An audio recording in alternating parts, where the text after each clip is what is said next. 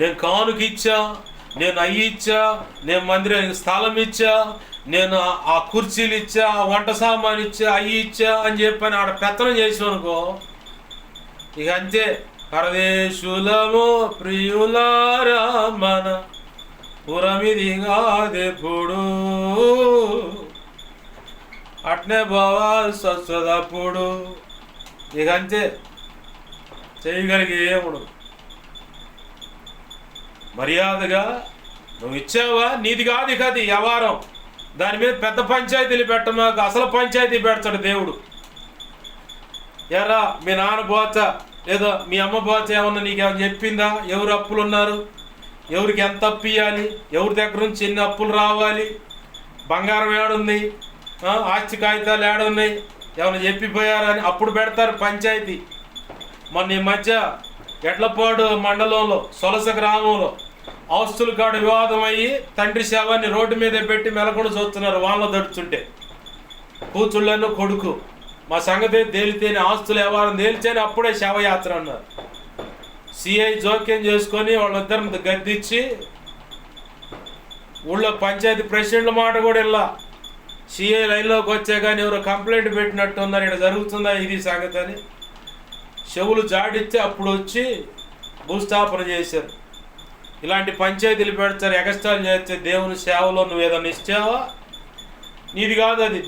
దేవుడు నీకేదో ఇచ్చాడు, కృతజ్ఞతగా ఇచ్చావు. పంచాయతీలు పెట్టమాక, గ్రూపులు కట్టమాక. గ్రూపులు కట్టావంటే ఇక అంతే, నీ చుట్టూ గ్రూపుగా కూడతారు. ఎప్పుడు పోయాడురా, ఎప్పుడు పోయిందిరా అమ్మ, ఏమైనా చెప్పిందా? ఎవరి చేతిలో చచ్చింది? మా చిన్న మేనత్తో ఒక ఆమె ఉంది, ఆమె అంటా ఉన్నది నా చేతుల్లోనే పోయింది పేడం అని చెప్పాను.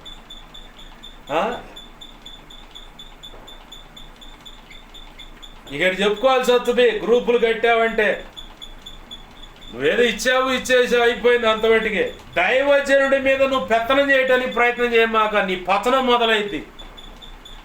అది బాగా గుర్తుపెట్టుకోవాలి. ఎవడైనా సరే నీకు ఆస్తులు ఉండొచ్చు, లేదంటే నీ వెనకాల నీ మంది మార్బలం ఉండొచ్చు, నీ వెనకాల నీ అనేవాళ్ళు కులమో జనమో ఉండొచ్చు, కానీ అంతకంటే బలమైన వాడు దైవజనుడు పక్షంగా చేయి జాపున్నాడు. అది బాగా గుర్తుపెట్టుకోవాలి. ఆమేన్, హల్లెలూయా. నీకు అసలు కొరగాని వాడే, లెక్కలో లేని వాడే, వాడికి అసలు చెవటమే రాదని వాగిన రోజులు కూడా ఉన్నాయి. అయినా సరే దైవ చిత్తానికి వ్యతిరేకంగా బ్రతుకుతున్నా సరే అతని పక్కన దేవుడు ఉంటాడు. ఎందుకో తెలుసా? పిచ్చి కోతలు కూసి పిచ్చి పిచ్చి వ్యవహారాలు చేస్తే పడతాయి దరువు. ఏదన్నా ఉంటే దైవజనుడు దేవుడు చూసుకుంటారు డీలింగు. నీ విషయంలో తొందరపడి నోరు జారి మాట్లాడినా, ఇంకొక విషయంలో నీ కళ్ళెదుట దైవజనుడు బలహీనుడనో, నీ దృష్టికి అతను తేడా, ఆమె తేడా అనుకొని నువ్వు ఉన్నా సరే నోరు తెరిచి మాట్లాడటానికి లేదు. మిరియాము అహరోనుకు పట్టిన గతి పట్టుద్ది, లేదంటే కొరహు, దాతాను, అభిరామ్, ఎంబ్రే అనేవాళ్ళు వాళ్ళ సమీప బంధువులతో సహా పశువులు కూడా మొత్తం నోరు తెరిచి మింగేసిందంటది భూమి. అలాంటి భయంకరమైన గతి పట్టుద్ది. నువ్వు ఇచ్చావు, నువ్వు సేవకుడి మీద పెత్తనం చేయమాక. సేవకుడు చెప్పిన మాటకు నువ్వు లోబడు. ఇష్టం లేదా సైడ్ అవు, మిగతా దేవుడు చూసుకుంటాడు. నీకెందుకు ఇష్టం లేదో ఆ ఇష్టం ఏంటో, నీకు నచ్చని ఆ ఇష్టమేంటో దేవుడు లైన్లోకి వచ్చి నీకు వేయాల్సిన దరి వేసి సరిచేసి మళ్ళీ ఆ దైవజనుడు పక్కనే నిలబెడతాడు నిన్ను. అలా చాలామందికి దరువుపడ్డ వాళ్ళు ఉన్నారండో.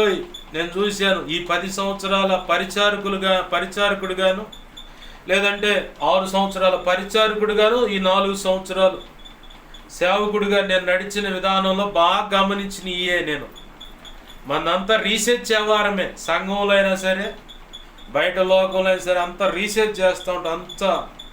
అంత క్షుణ్ణంగా పరిశీలించే వ్యవహారం ఉంటుంది మన దగ్గర. దేవుడిచ్చిన తలాంత ఆ కృప మరి ఎందుకు పెట్టిండో అర్థం కాలేదు, కానీ ఇలాంటివి చెప్పడానికి ఏనేమో అనుకుంటా. దేవునికి మహిమ కలుగును గాక, హల్లెలూయా. బాగా గమనించండి.